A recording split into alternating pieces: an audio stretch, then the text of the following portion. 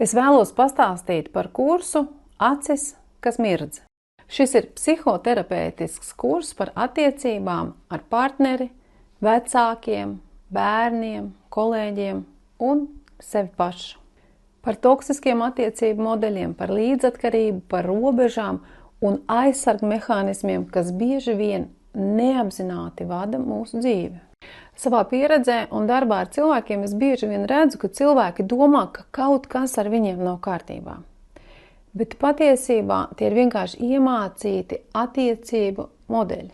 Šis kurs nav par vainīgo meklēšanu, bet drīzāk par izpratni, kāpēc tas notiek un kā nākotnē rīkoties citādāk.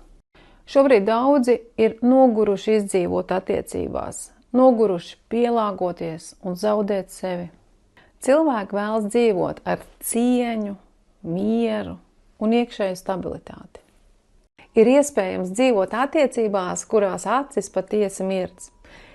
Pieraksties un tiekamies online īsās lekcijās, un tava dzīve iespējams kļūs jau izprotamāk, jau labāk sapratīsi sevi, mācēsi atpazīt savas reakcijas, mācēsi nolikt robežas. Un, protams, kā laimes formula no manis tev šajās lekcijās.